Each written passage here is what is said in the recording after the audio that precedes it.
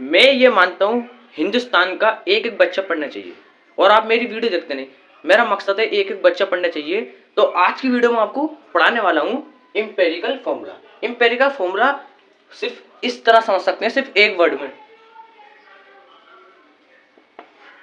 99.99% आता है एग्जाम में। एमसीक्यूज में आ जाएगा, क्वेश्चन में आ जाएगा, दो के 3 मार्क्स का एक क्वेश्चन में आ जाएगा कि 1 मार्क्स के एमसीक्यूज में आ जाएगा, और नीट वगैरह में भी एक आध बार इसका क्वेश्चन आ जाता। तो छोड़ने की बिल्कुल उम्मीद मत रखना, और पूरी वीडियो देखो। जब तक वीडियो देखो, जब तक आपको समझ में कैसा आएगा। तो स्टार्ट करता हूं मैं। स्टार्ट क्या करता हूं, एम्पिरिकल फॉर्मूला क्या। An empirical formula is the simplest to number of ratio of atom of each element in a compound.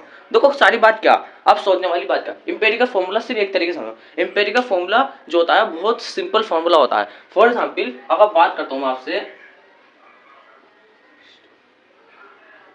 ये एक ग्लूकोज का फॉर्मूला, ये एक ग्लूकोज का फॉर्मूला, तो हमें इसे एम्पिरिकल फॉर्मूला बनाना। तो स्टूडेंट मैं आपको क्या बता दिया था, ये C6H12O6 एक क्या है, एक मॉलिक्यूलर फॉर्मूला, मॉलिक्यूलर फॉर्मूला, और एक ग्लूकोज का फॉर्मूला मान सकते हैं। किसका, ये ग्लूकोज का फॉर्मूला। तो हमें इसे एम्पिरिकल फॉर्मूला बनाना। तो आप सोचने वाली बात क्या, इसका जो एम्पिरिकल फॉर्मूला जो होगा CH2 क्या, CH2O। तो आप सोचने वाली बात क्या, अब आप अपने दिमाग से एक चीज सोचिए, 6C6H12O6 एक क्या था, वो ग्लूकोज जिसे फूड भी कह सकते हैं, उसका फॉर्मूला था एक पार्टिकुलर। तो हमने इसे क्या बना दिया, C। देखिए C ऊपर भी है नीचे भी है, H ऊपर भी है नीचे भी है, O नीचे भी है ऊपर भी है, लेकिन फर्क किसका, इसके जो 6 क्या, इसके 6 की। देखिए एक चीज सोचिए, हमने क्या करा, इस फॉर्मूले को बहुत सिंपल फॉर्मूला बना दिया, सिंपलेस्ट रेशियो ऑफ एटम।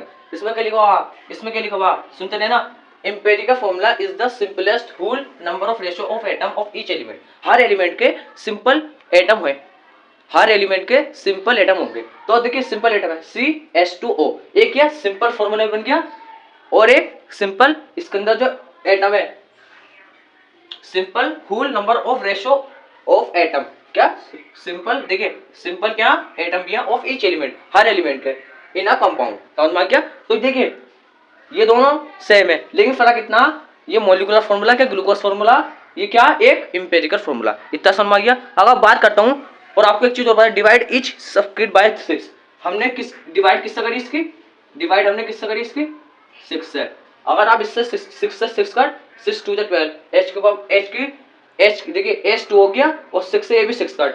तो कहने का मतलब ये है कि मेरा एम्पिरिकल फॉर्मूला जो था, एक simple whole ratio of atom in a element, अगर बात करता हूँ, it does not show actual number of atom in a molecule. वो शो नहीं करता actual number of atom in a molecule. एक वो शो नहीं करता किसी मॉलिक्यूल में कितने एटम है, actual number of atom in a molecule. It show only simplest ratio, सिर्फ वो सिंपलेस्ट रेशियो शो करता है। समझ में आ गया, ये भी सिंपलेस्ट रेशियो। अगर बात करता हूं मैं, जैसे फॉर हाइड्रोजन पेरोक्साइड, हाइड्रोजन पेरिऑक्साइड, तो इसका जो फॉर्मूला होता है हाइड्रोजन पेरिऑक्साइड का H2O2,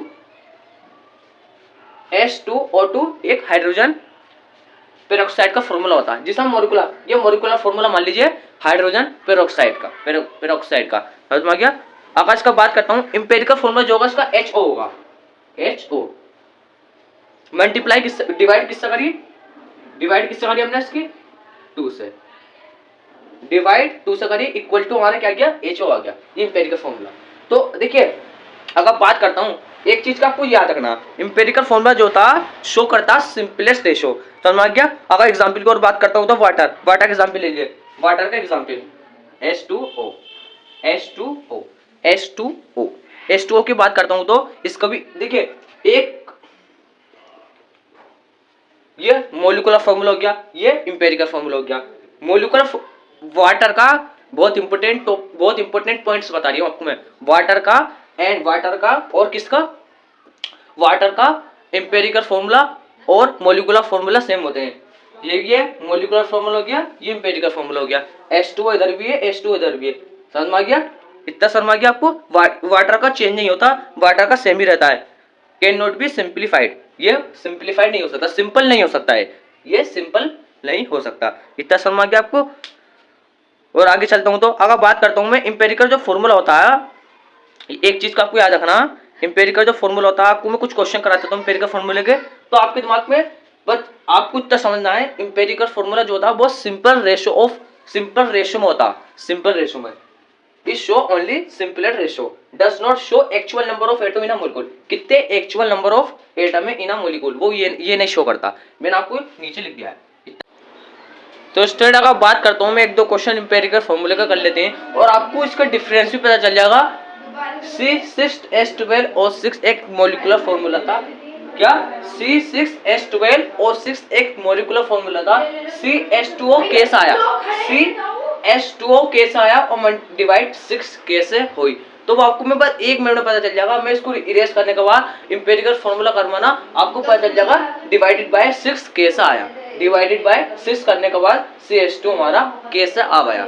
इतना समझ में आ गया, आपको किसी भी डिफिकल्टी नहीं होगी, मैं आशा करता हूँ। अगर बात करता हूँ मैं इतना, आपको देखिए इरेज कर देता हूँ, H2O और H2O, ये H2O और H2O क्यों होते हैं, H2O और H2O हमारे जो हैं वो सेम क्यों हैं, बताइए।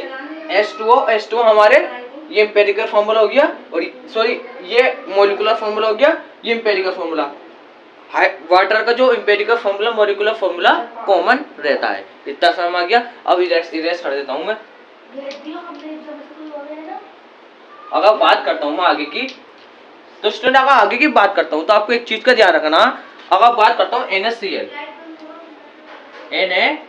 अगर NaCl की बात करता हूं तो सब बच्चे ये सोचेंगे ये एक इसका एम्पेरिकल फॉर्मूला क्यों होगा, इसका एम्पेरिकल फॉर्मूला NaCl ही होगा। जैसे वाटर का एम्पेरिकल फॉर्मूला वाटर ही था, तो ऐसी NaCl का फॉर्मूला NaCl होता। एम्पेरिकल फॉर्मूला चेंज होगा था, फॉर एग्जांपल ये मॉलिक्यूलर फॉर्मूला और ये एम्पेरिकल फॉर्मूला भी, और मॉलिक्यूलर फॉर्मूला और एम्पेरिकल फॉर्मूला दोनों ही सेम होंगे, क्योंकि NaCl एक सिंपल है, NaCl एक सिंपल रेशो। आपको इसको देखिए बिल्कुल सिंपल है, सोडियम क्लोराइड, यहाँ पर आपको देखिए कुछ भी, ये आप यहाँ पर आपको बिल्कुल सिंपल रेशो, यहाँ पे बिल्कुल सिंपल रेशो आपको दिख रहा है, सोडियम क्लोराइड।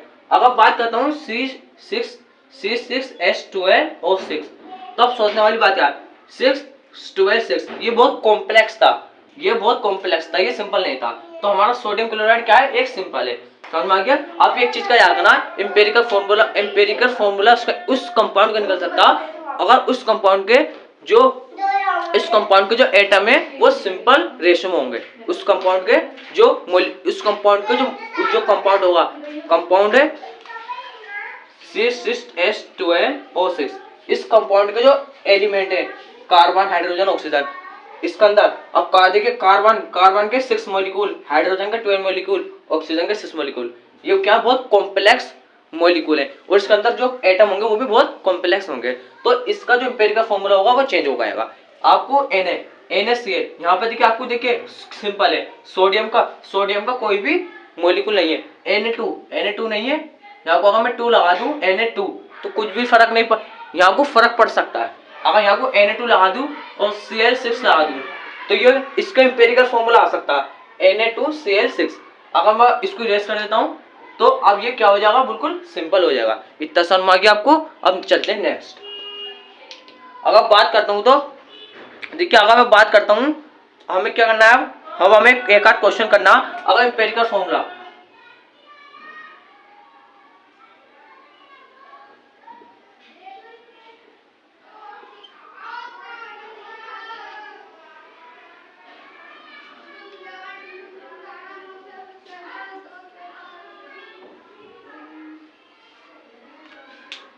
एक चीज का आपको ध्यान रखना, देखिए आपको एक चीज का ध्यान रखना, इंपेरिकल जो, तो स्टूडेंट आपको एक चीज का ध्यान रखना, ये इंपेरिकल फॉर्मूला हो गया, इंपेरिकल फॉर्मूला। अब molar mass upon number of moles, अगर हमें किसी भी कंपाउंड का इंपेरिकल फॉर्मूला निकालना, तो उस कंपाउंड का सबसे पहले हमें मॉलिक्यूलर मास, जिसे हम मोलर मास कह सकते हैं, अपॉन में नंबर ऑफ मॉलिक्यूल्स, डिवाइड करने के बाद हमारा इंपेरिकल फॉर्मूला निकल जाएगा। इतना समझ आ गया। अब आते हैं हम क्वेश्चन पे। अगर क्वेश्चन की बात करता हूं तो देखिए, अगर मैं क्वेश्चन की बात करता हूं, आपको इतना क्लियर हो चुका है तो बताइए। अगर मैं क्वेश्चन की बात करता हूं, अब कंपाउंड है, एक कंपाउंड है 40% कार्बन,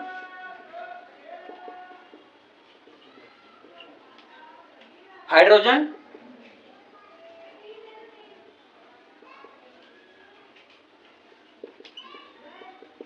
6.67% हाइड्रोजन, ऑक्सीजन कितना आएगा O2, O2 कितना आएगा, O2 आएगा हमारा 53.33%, 53.33% हमारा ऑक्सीजन है, हाइड्रोजन 6.67 और कार्बन 40%। हमें क्या करना है, इसका हमें क्या करना है, इंपेरिकल फॉर्मूला निकालना है। फॉर एग्जाम्पल हमारा जो अगर बात करता हूं तो मैं जो कंपाउंड है हमारा, एक कार्बन हो गया, एक हाइड्रोजन हो गया और एक ऑक्सीजन हो गया। ऑक्सीजन ज्यादातर जो क्वेश्चन में आता, हमें कोई सा भी एलिमेंट का परसेंटेज आ जाता गिवन, ये कार्बन इतनी परसेंट है, हाइड्रोजन इतनी परसेंट है, ऑक्सीजन इतनी परसेंट है, इतना समझ में आ गया आपको।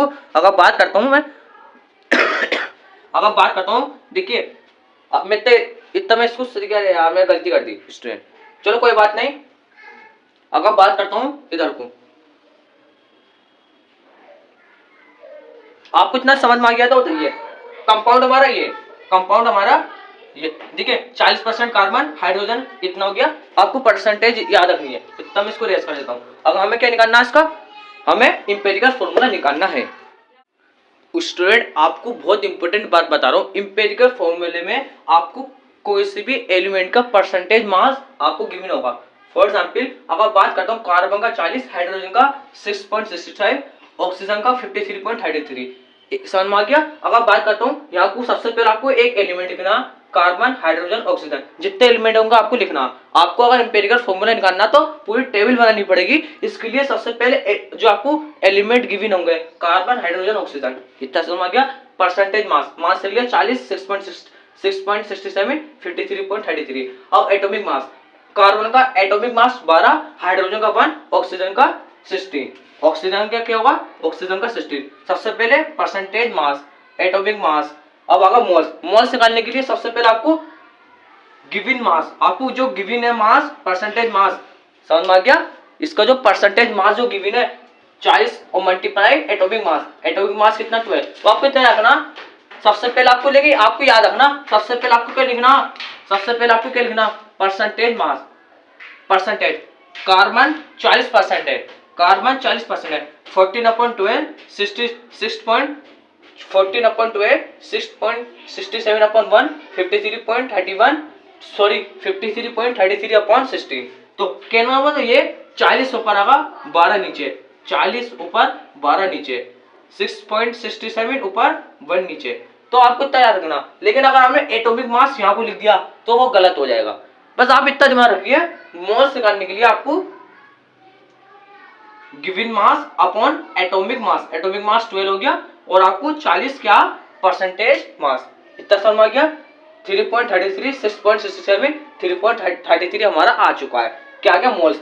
सबसे इंपॉर्टेंट बात बता रहा हूं, अगर आपने इतना कर लिया और आपने रेशियो नहीं निकाले तो बिल्कुल ही गधे, ये मान लिया आप, बिल्कुल गधे मान लीजिए, क्योंकि आप इतना कुछ करने के बाद आपने रेशियो नहीं निकाले तो मान लो आपने इंपेरिकल फॉर्मूला ही नहीं निकाला। क्योंकि हमें CHO एलिमेंट दिए हुए थे, CHO हमें क्या दिए हुए थे, एलिमेंट, कार्बन, हाइड्रोजन, ऑक्सीजन। तो आपको एक चीज का याद रखना, एक चीज का बहुत इंपॉर्टेंट याद रखना, तो अभी बता रही हूं मैं, पछताओगे सब। देखो आपको कितने एलिमेंट दिए हुए, अगर आपने मोल्स निकाली है, मोल्स निकालने के बाद आपको देखना, मोल्स निकालिए आपने, मोल्स जब आप पूरी टेबल बना लेंगे, percentage mass, atomic mass, moles, ratio, moles और रेशो में बच्चे सबसे ज्यादा डिफिकल्ट करते हैं।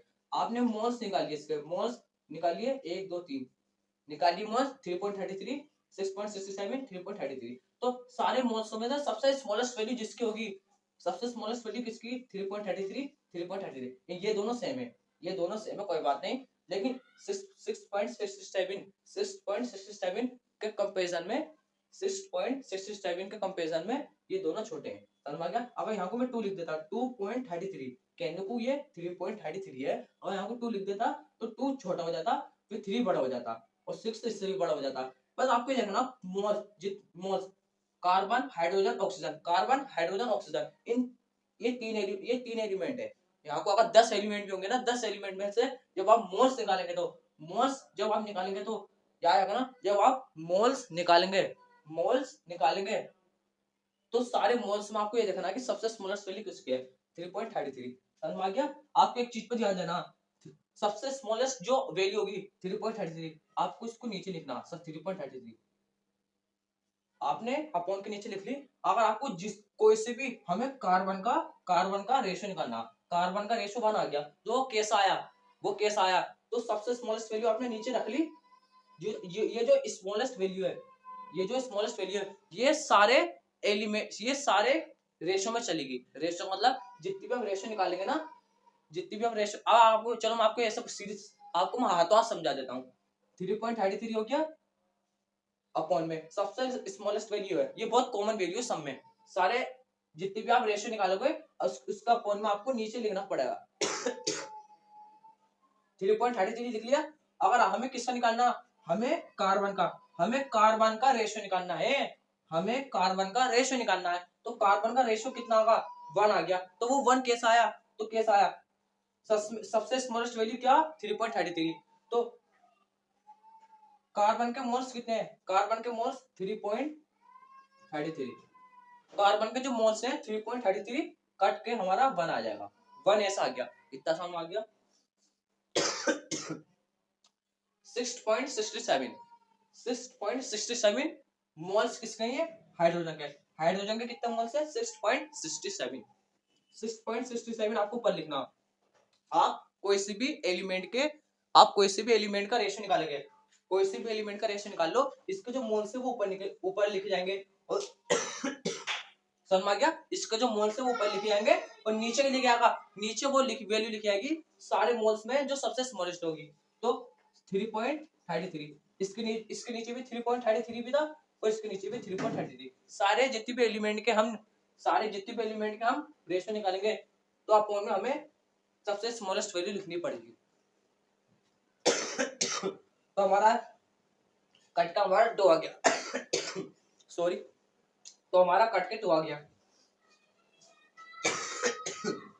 इतना समझ में आ गया आपको, ठीक है। 3.33 क्या, मोल्स, किसका मोल्स है, ऑक्सीजन के, ये क्या, ऑक्सीजन के मोल्स। तो 3.33 ऑक्सीजन के मोल्स होगा ऊपर, और नीचे वो वैल्यू आएगी जो हमने सबसे कॉमन वैल्यू क्या थी, सबसे स्मॉलेस्ट वैल्यू जो इसके नीचे भी आई, वो थी 3.33, अपॉन में करके हमारा 1 आ जाएगा। इतना समझ में आ गया। तो देखिए रेशो 1:1, तो हमारा देखिए कार्बन या गया, हाइड्रोजन या गया, ऑक्सीजन या गया, CHO। एक चीज का आपको ध्यान रखना, जो ये CHO जो है, ये हमें कंपाउंड था, कंपाउंड दिया हुआ था, हमें इसका का फॉर्मूला निकालना था, रेशो में 1:2:1 आ गया। तो सोचने वाले, कार्बन का रेशो कितना 1, हाइड्रोजन का रेशो कितना 2, ऑक्सीजन का रेशो कितना 1, समझ आ गया। 1 लिखो मत लिखो तो इंपॉर्टेंट नहीं है। CH2O हमारा एक सिंपल रेशो आ चुका है, समझ आ गया कि दुनिया का कोई सा भी एम्पिरिकल फॉर्मूला निकाल लीजिए, उसका सिंपल रेशो ही आएगा। तो आज की वीडियो में देखिए कितना देता है। अगर आपको वीडियो अच्छी लगी तो सब्सक्राइब कर देना, और आपको लगता है थोड़ा बहुत भी आपको समझ में नहीं आया, कोई दुनिया में नहीं, हमारे इंडिया में कुछ ऐसे बच्चे होते हैं पूरी वीडियो देख लेते हैं लेकिन थोड़ा सा ही समझ में आता है, तो वो प्रॉब्लम, उनकी जो प्रॉब्लम है वो है समझने की। एक पॉइंट ऑफ कांटेक्ट पे समझना सीखे, पढ़ाई को बिल्कुल अपने कांटेक्ट में लीजिए, अगर आपने बिल्कुल कांटेक्ट में समझ ली, इसके पढ़ाई को अपने कांटेक्ट में ले लिया तो आप समझ जाएंगे। और आज की वीडियो में इतना देता हूँ। आपको वीडियो अच्छी लगी तो सब्सक्राइब कर देना और लाइक कर देना। तो थैंक्स।